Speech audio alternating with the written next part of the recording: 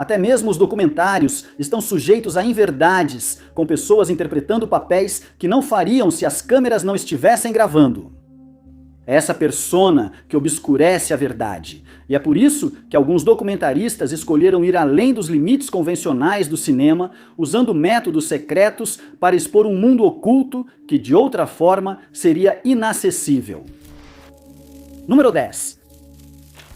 A falta de moradia cresce anualmente e foi registrada pela primeira vez na América nos anos 1640, quando pobres errantes e vagabundos surgiram no vocabulário. Na década de 1830, esses termos seriam substituídos por um que englobava um conceito mais amplo: sem teto.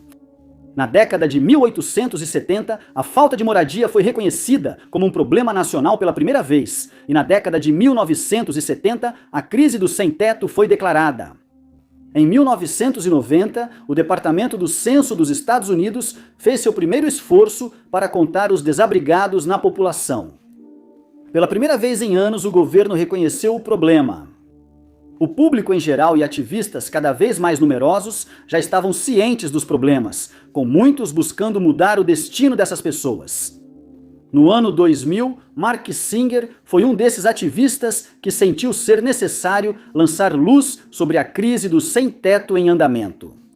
O documentarista acabou permanecendo nas sombras do Freedom Tunnel, um túnel de trem da Amtrak em Nova York, durante os anos 90, onde ele registrou o cotidiano dos desabrigados que foram forçados a morar ali sem ter outras opções. O documentário em preto e branco, com 1 hora, intitulado Dark Days, ofereceu um vislumbre da vida íntima dos moradores que criaram sociedades inteiras nesses túneis. Os túneis se estendiam por 50 quarteirões, sem que a luz do dia entrasse pelas grades no teto. À noite nada era visível. Singer percebeu que para registrar essa vida clandestina, teria que fazer coisas mal vistas, como pegar itens em canteiros de obras e levá-los aos túneis à noite. A equipe dele se reunia em volta de um ex-eletricista que virou morador dos túneis enquanto ele consertava seus cabos. Apesar das faíscas, o homem permanecia imóvel, pois precisava conectar-se à energia da cidade. O filme destaca as dificuldades diárias e o ambiente hostil que eles enfrentavam. Dark Days serve como um retrato marcante e instigante da situação do sem-teto, indo além do comum com seu retrato cru do sofrimento. O documentário e a infiltração de Singer na comunidade não seguiram meios legais convencionais. Para criar iluminação suficiente para filmar a vida nos túneis, ele fez ligações elétricas ilegais. Singer e seus novos amigos também estavam invadindo propriedade ferroviária. Ele e sua equipe construíram carrinhos para andar nos trilhos ferroviários em uso, mas não tinham as permissões necessárias. A legalidade da operação chegou ao limite quando a Amtrak iniciou um projeto de desvio e acabou descobrindo 100 pessoas morando lá dentro. A comunidade e Singer foram depois despejados. Vários anos depois, o filme Dark Days ficou pronto e em 2000 foi lançado ao público.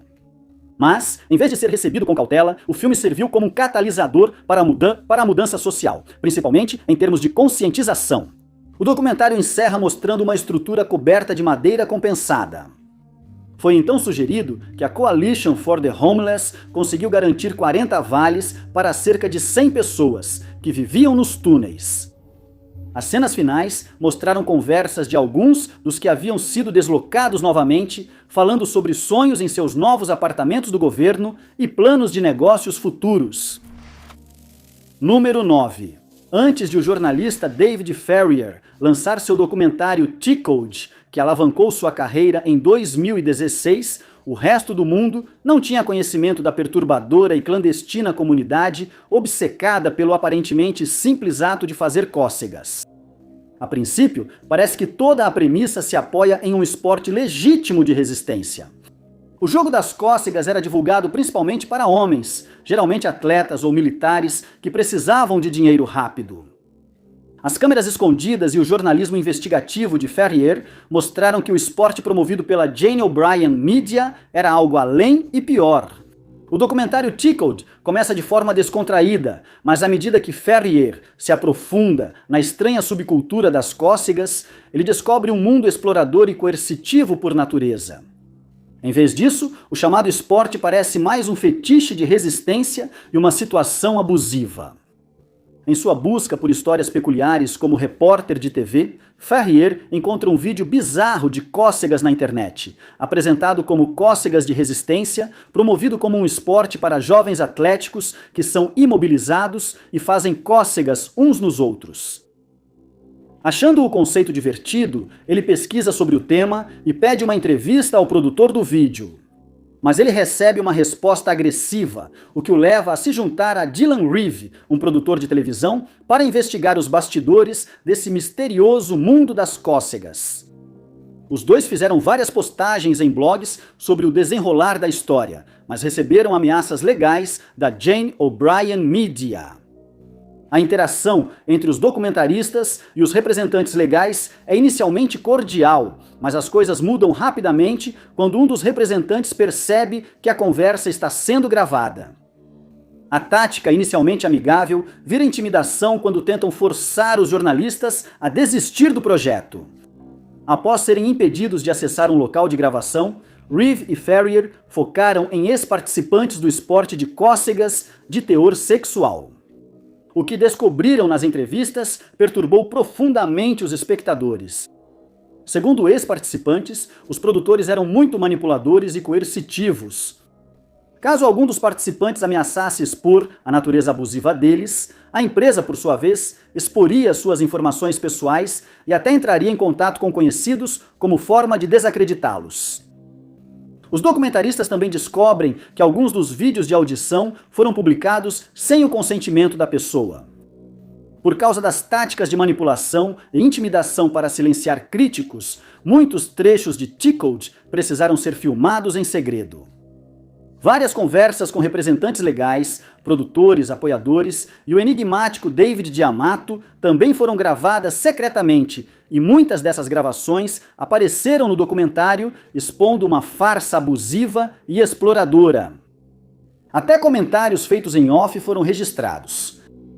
Através dessas ações secretas, um mundo de abuso e engano é revelado. Ferrier descobre que alguns dos participantes foram informados de que os vídeos eram para pesquisa militar apenas para depois descobrirem que o conteúdo foi vendido online contra a vontade deles, mostrando menos uma cena esportiva e mais uma de cunho sexual. Ao final do filme e da continuação, The Tickle King, ficou evidente que Diamato era o responsável pelos abusos, com um histórico desse comportamento há mais de uma década. Ele já havia alvo jovens de formas semelhantes antes, o que resultou em condenação. Devido às gravações secretas e à publicação subsequente da reportagem, Diamato entrou com uma ação judicial contra os cineastas, principalmente por difamação e, ironicamente, por publicar materiais envolvendo a entidade sem permissão.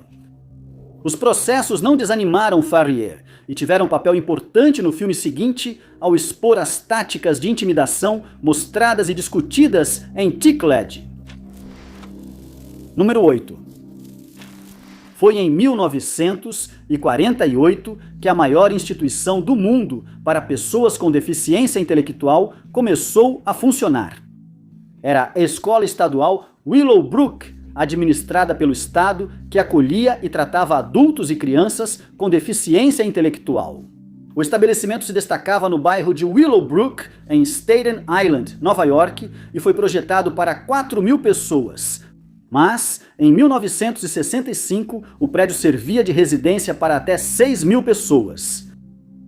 Rumores circulavam sobre as supostas condições horríveis da escola. Dizia-se que era lotado, imundo e um foco de hepatite, e não no sentido figurado.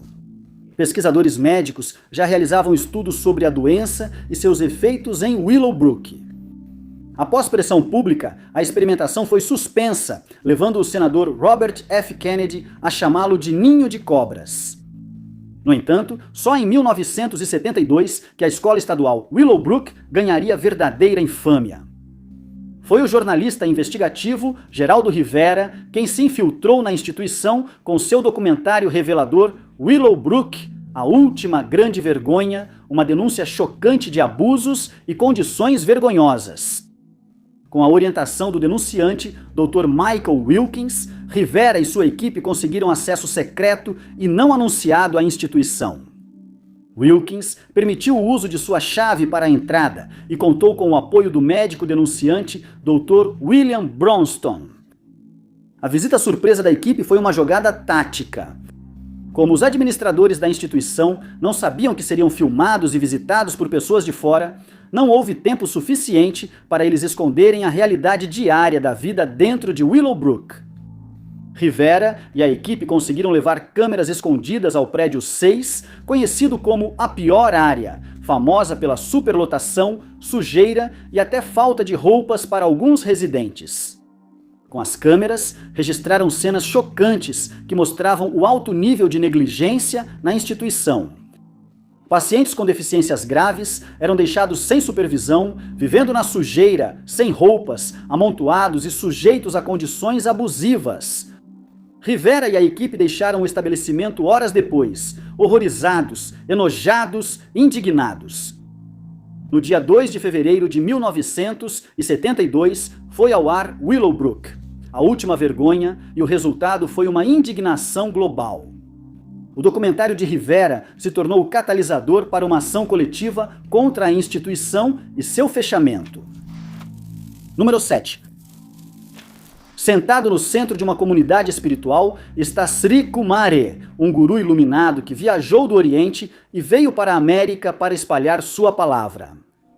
Em 3 meses, o homem espiritualmente desperto ganhou muitos seguidores e passou a ser visto como um verdadeiro líder espiritual. Por trás de sua longa barba e sorriso constante, Kumare guarda um segredo bizarro que em breve ele revelaria aos seus devotos alunos. O segredo em si, porém, começa anos antes com um jovem chamado Vikram Gandhi. Desde cedo, Vikram começou a questionar o significado da espiritualidade. Ele se perguntava se tudo aquilo era apenas faz de conta ou se havia algo mais por trás de todo esse conceito.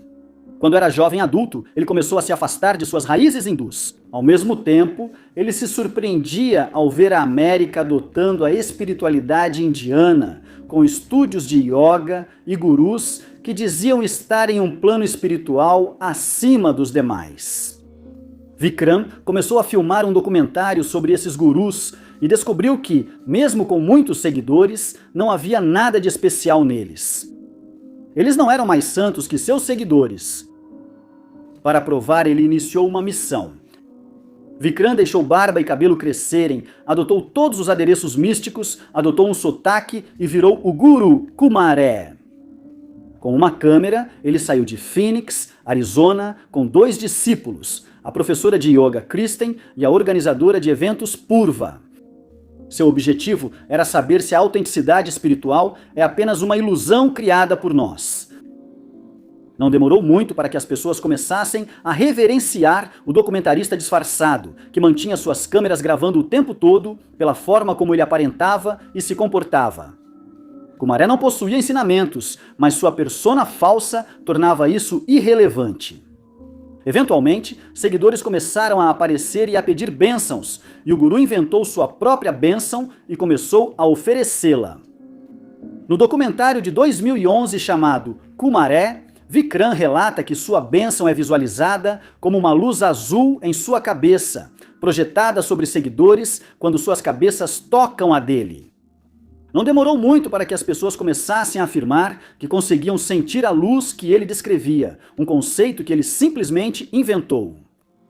À medida que mais pessoas começaram a chegar e se tornaram alunos devotos, Kumare percebe que nem tudo é diversão e brincadeira, afinal. Esses seguidores depositaram muita fé nele e, se não tomar cuidado, pode cruzar a tênue linha e provocar grandes mudanças na vida deles. Por exemplo, uma seguidora pediu conselhos sobre deixar o marido, mas o disfarçado Vikram, sem saber o que ocorre em particular, não pode responder de forma definitiva. Qualquer escolha poderia levar a mulher a um desastre fora do controle dele. Ex-dependentes já o viam como exemplo, e até jovens começavam a seguir seus passos. a dúvida permanecia. Eles se sentiriam assim se soubessem que Kumari não era realmente um guru, mas sim um homem simples chamado Vikram. Para evitar consequências negativas, ele criou um plano para focar seu ensinamento no conceito que já defendia: os discípulos não precisam de um guru. Mas em pouco tempo, algo realmente estranho começou a acontecer. Kumaré também começou a sentir aquela luz azul e criou laços profundos com seus alunos. O documentário secreto termina com Kumaré se revelando como Vikram para seus discípulos, desmontando todo um sistema de crenças em um único gesto e expondo a falácia da tendência dos gurus espirituais. Uma mentira capaz de mudar a vida de milhares de pessoas, até mesmo do impostor. Os seguidores se chocaram com a revelação, mas a experiência ainda trouxe mudanças positivas para muitos. Apesar de tudo ser baseado em uma mentira como Kumari, Vikram criou uma conexão real com seus seguidores e começou a sentir aquela luz azul. Foi então que ele percebeu por que os gurus muitas vezes nunca revelam quem realmente são. Número 6. É o documentário de 2016 chamado Holy Hell, que é composto por imagens gravadas secretamente, 22 anos de gravações para ser exato. O Dr. Will Allen documentou cada momento que passou na seita Buddhafield, baseada na Califórnia, durante mais de 2 décadas. No início, Alan era o videomaker do grupo, registrando o que via como uma jornada espiritual. Assim como Vikram Gandhi, que descobriria mentiras, falácias, além de abusos e comportamentos controladores. O documentário gira em torno de Jamie Gomez, figura inquietante, chamada por vários nomes devido à crescente paranoia, sendo Mitchell Rostad o pseudônimo mais usado. A maioria dos seguidores o chama de professor. Usando o pseudônimo, Alan passou a registrar a seita Buddhafield, não mais como videomaker oficial, mas como espião que revelaria uma comunidade assombrada por um charlatão. Inicialmente, Holy Hell soa brega, fruto do espírito yuppie dos anos 80, mas depois se torna uma narrativa perturbadora. Os membros do culto são apresentados como pessoas inteligentes e bem ajustadas, o que geralmente é visto como algo fora do comum em casos como esse. Eles não são desesperados ou ingênuos, mas ainda assim ficaram sob o controle intenso de um guru narcisista. Personalidades como a de Mitchell estimulam qualquer insegurança e necessidade emocional, fazendo as pessoas se apegar ao que sustenta essas entidades. Essas inseguranças se manifestam num clima de sigilo, como na seita Buddhafield. A busca por privacidade fez com que Mitchell proibisse seus seguidores de falar entre si sobre suas vidas. Isso o fazia sentir-se como a fonte da saúde mental, espiritual e emocional deles. Sair, segundo a narrativa, era buscar a própria ruína espiritual. Alan documentou as maiores atrocidades da seita cometidas por Mitchell, que proibiu os seguidores de ter filhos ou qualquer relação sexual. Embora ele proibisse tais relações, o mestre frequentemente coagiu jovens a se envolverem com ele. E como não tinham permissão para conversar entre si, nenhum dos membros sabia que todos estavam sendo abusados e explorados. Allen também registrou procedimentos médicos, como cirurgias plásticas e implantes, realizados em seguidores após pressão de Mitchell. Essas cirurgias serviam como testes para o líder ver como ficava antes de ele mesmo passar pelos mesmos procedimentos. Holy Hell explora o isolamento que os membros da seita enfrentaram. Foram obrigados a cortar laços familiares e proibidos de acessar informações externas, como rádio, TV e livros. Essa regra assegurava que só os ensinamentos dele influenciavam seus seguidores. Boa parte da razão pela qual os membros permaneciam era puro medo. Foram convencidos pelo guru de que só estariam a salvo de doenças e perigos se ficassem na seita sob sua proteção. Depois que Alan saiu da seita com apenas algumas horas de filmagem que ele pôde manter, ele passou 4 anos juntando tudo. Os filmes secretos foram montados junto com entrevistas atuais de ex-membros da seita que conseguiram escapar. E, em 2016, Holy Hell foi lançado, revelando os abusos presentes dentro das comunidades, servindo como uma denúncia do movimento Buddhafield e de seu líder. Número 5.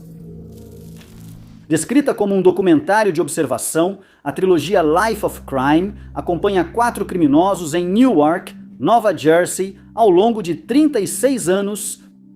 O cineasta John Alpert registra suas vidas com filmagens secretas de furtos, uso de drogas, trabalho, família, prisão e liberdade condicional. A trilogia começou com Um Ano na Vida do Crime, em 1989, continuou com Life of Crime 2, em 1998, e foi concluída com Life of Crime, em 2021, que cobre os anos de 1984 a 2020. Os filmes foram elogiados pelo estilo cru de cinema verdade e olhar íntimo sobre a vida no crime, mas também receberam fortes críticas. Grande parte dessas críticas se concentrou na abordagem de câmera escondida, gravações secretas, conteúdo gráfico e nas decisões da equipe de não intervir durante momentos perigosos ou perturbadores, incluindo uso de entorpecentes, violência e morte. O primeiro filme começa com Rob Steff e Mike McGrath se preparando para furtar em uma loja local. Câmeras escondidas registram a tentativa de roubo de lençóis. Depois, Fred Rodrigues sai da prisão após condenação por crime envolvendo substância controlada e logo se une a Rob para roubar $170 em talheres. No final de maio de 1984, Rob e Mike estavam furtando até $100 em mercadorias por dia.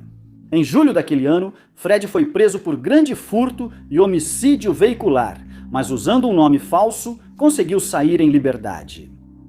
Um mecânico local chamado Sid aparece ao longo do documentário, incentivando Fred e Rob a mudarem de vida. Com o avanço do filme, crimes e consequências se agravam. A filha de Rob pode ser levada pela assistência social. A esposa e o filho de Fred o abandonam por causa das drogas, enquanto câmeras ocultas mostram Mike agredindo sua esposa grávida.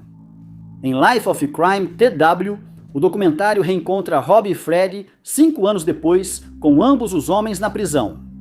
O filme também apresenta Delires, uma das ex-namoradas de Rob, que tem 3 filhos e é fortemente viciada em entorpecentes. Após trabalhar um tempo como vigia noturno, Rob retoma o relacionamento com Delires e volta a usar substâncias. Fred é posteriormente liberado da prisão, recai e acaba testando positivo para HIV. Em outra cena perturbadora, Deleus deixa seus filhos na rua para se encontrar com Rob. A parte final relembra os filmes anteriores, antes de avançar para 2000. Fred está preso, Rob cumpre pena na prisão estadual de Southwood e Delires está na cadeia do condado. Mais tarde, os 3 são soltos. Rob trabalha na farmácia Eckhart's. Delires permanece limpo por meses e Fred se reconecta com os filhos enquanto fica em um hotel providenciado pela liberdade condicional. Mas Fred acaba recaindo. 3 anos depois de se entregar, ele falece. Rob falece em 2002. Em julho de 2020, Delires estava sóbria há mais de 13 anos, mas o confinamento a fez voltar aos velhos hábitos. Ao final, Life of Crime não oferece finais felizes para as pessoas que acompanham.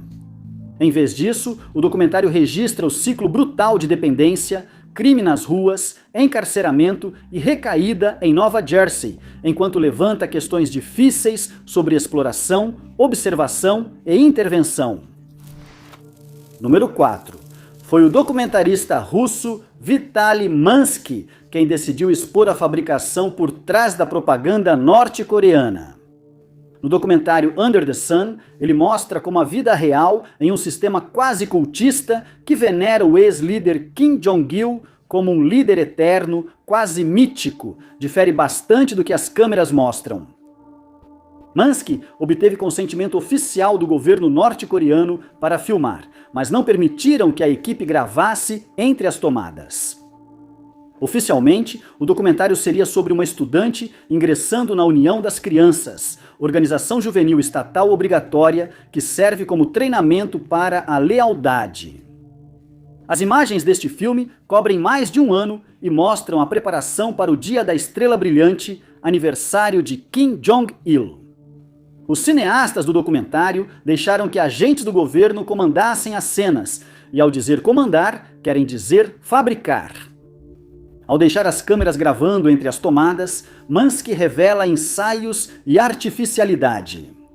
Essas tomadas não oficiais expuseram a construção intencional da família ideal, com os oficiais dizendo aos coreanos o que dizer, como sentar e quando sorrir. Os roteiros são escritos antes e os locais escolhidos previamente por representantes do governo. Para o documentário cheio de propaganda, toda a vida familiar da estudante Jin-mi é fabricada. Os pais são apresentados como operários de fábricas, mas na verdade não trabalham lá. O pai é jornalista da imprensa escrita, ocupando posição semelhante à da agência de propaganda que acompanhou no set.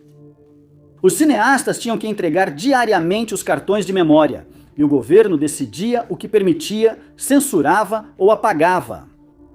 Mal sabiam eles que, além das filmagens gravadas secretamente, a equipe também fez backups de cada segundo gravado, preservando os momentos que poderiam desmascarar todo um sistema.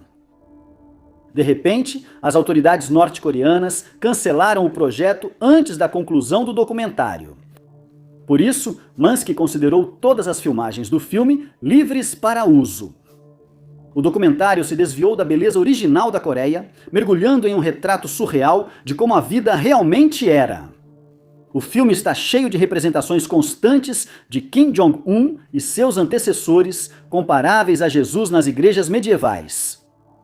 Quando Mansky finalmente reuniu todos os trechos, Under the Sun foi lançado em 2015 e, embora tenha servido como um alerta para o resto do mundo, foi motivo de críticas para os afiliados da Coreia do Norte e da Rússia. Devido ao envolvimento de Mansky, um homem nascido na Rússia, no projeto que dissecou todo um sistema governamental, Moscou optou por se distanciar deles. O ministro da Cultura da Rússia chegou a criticar os cineastas pela exposição. Mas Under the Sun ainda cumpriu seu propósito, demonstrando como é fácil para o Estado manipular seu povo. Número 3.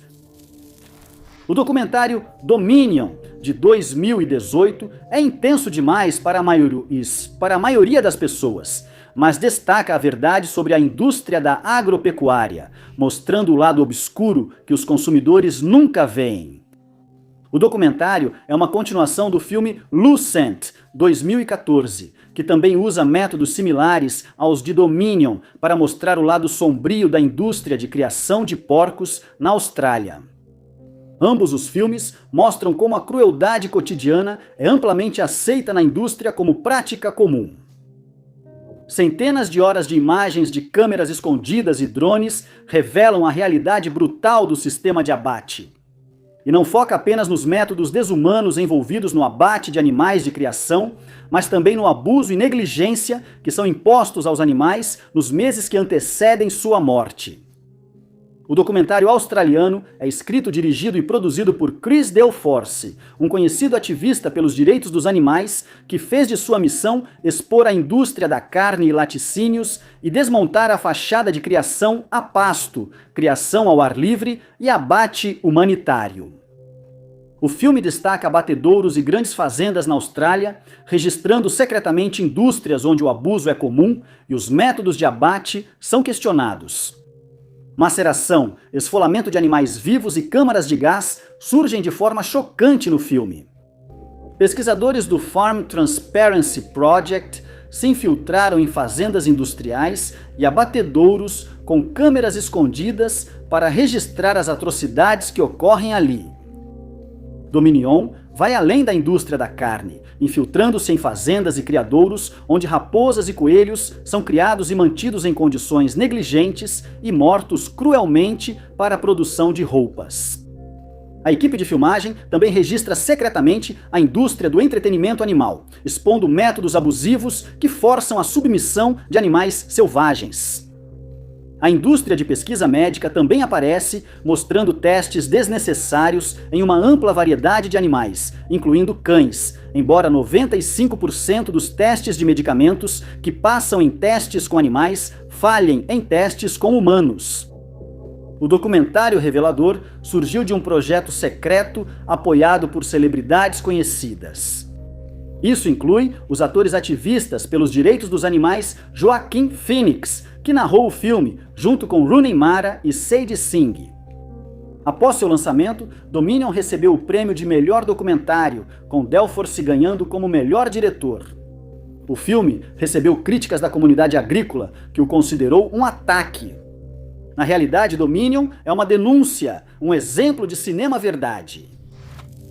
Número 2 foi o diretor Talal Derk, que passou 2 anos na Síria sob o disfarce de fotógrafo de guerra, para nos trazer o impactante documentário de 2017 de Pais e Filhos, filmado secretamente, ocultando o verdadeiro propósito por trás do seu documentário.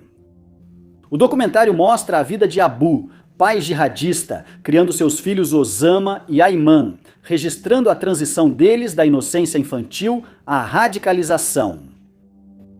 Derkse apresentou a família como simpatizante e fotógrafo para conseguir acesso íntimo à vida deles. Todo o documentário dependia de o diretor arriscar a própria vida, que arriscou tudo para documentar a doutrinação e mostrar o que acontecia a portas fechadas em um ambiente radicalizado. Abu, ele descobriu, é um dos fundadores da Al-Nusra, uma organização rebelde na Síria. Quando não está atirando nos inimigos, essa figura desarma minas para vender o material a fabricantes de explosivos. Em casa, seus filhos são incentivados a agir com o mesmo nível de violência, com cenas chocantes e incentivos homicidas inesperados. Conforme o documentário avança, algo perturbador se torna evidente. Os filhos de Abu não são os únicos crescendo dessa forma. Durante a produção, Derk testemunhou centenas de jovens nas ruas, armados com suas próprias armas, mal conseguindo segurá-las.